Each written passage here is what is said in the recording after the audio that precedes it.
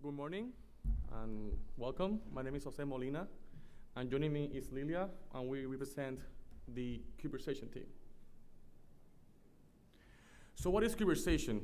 Well, we provide ground segment services to small site operators. The problem we aim to solve is the lack of this service.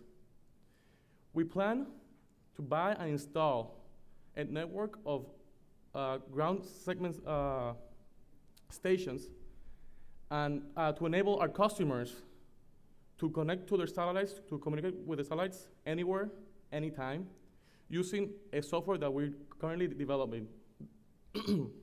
Sorry.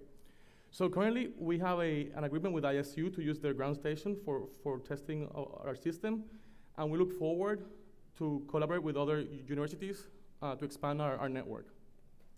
So why are we in this business? Basically, there's an increase of small cell deployment, and by year 5, we plan to capture 20% of the market. So the market is growing, there's customers, and there's competition. The first two you see there, they're vertically integrated, meaning they own their satellites and the ground stations. For example, SES for the giants, and Planet Labs as for the startups. So basically, they're self-operated. And we have military and universities competition, but those are non-commercial. So our product is a software that will enable the customers to connect with the satellites from anywhere, anytime. And our services is our global communications and satellite health monitoring. So for the first stage funding, we're seeking $250K for the development and testing of the software, and the due diligence for the establishment of the company. So here's a breakout of the expenses. So mostly about 62% is going to be used for the software development and operations. For stage 2, we seek $3.8 million for the continuing of the development and testing of the software, and we're going to buy and install the first ground stations around the world. So basically, the business model is tier-based charges, one-time fee plus a monthly fee, and the exit strategy is merger and acquisition. By year 1, we plan to capture 4% of the market. By year 2, be profitable. By year 3 and 4, we'll break even, and by year 5, we're going to have 7 million plus of revenues. So why us? We are an international team with 15 plus years of experience in this sector, and we're well connected through the ISU global network. Our advisor is Dr. Walter Peters, the president of ISU. So in conclusion, there's a great opportunity. The idea is a software for customers that will enable customers to connect to their satellites anywhere, anytime. There's a market demand. The strategy is to develop and test the software, install the ground segment, and have 20% of the market by year 5. We're seeking 20K for first stage, and we know there's some challenges. So thank you very much. Any questions?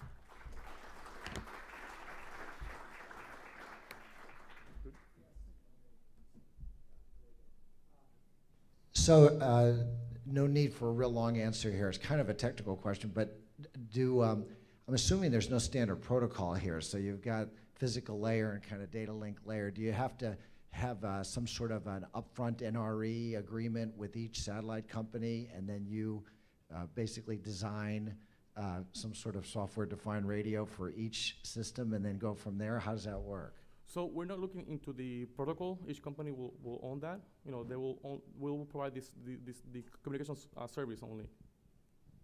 So do they have to provide you with the receivers? I mean, how do you actually? I'm not the technical person here, so I'm not the one to ask. So okay. Yeah, don't know. Can you say a few more things about your licensing and permit requirements? Sure. For licensing, we gotta get broadcasting licensing from all the countries that we plan to establish, but then the customer has to get their own licensing for broadcasting down, for downlink. Yeah, for the spectrum, basically. Can you talk a little bit about how the market works today? So is the main obstacle today the number of ground stations, or is it the obstacle the software protocol, or is the obstacle the cost of downlink? So if you were to describe very succinctly, what are the issues today that you address? What are they?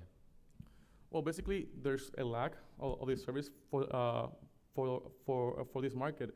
It's because the players right now, the big ones, they're charging around $6,500 an hour.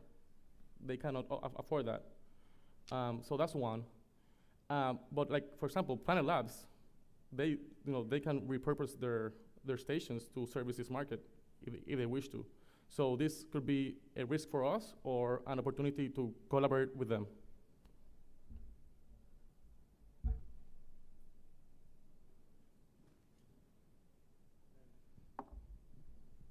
Maybe you can say a few things about your first few customers. What would that sweet spot of a customer look like?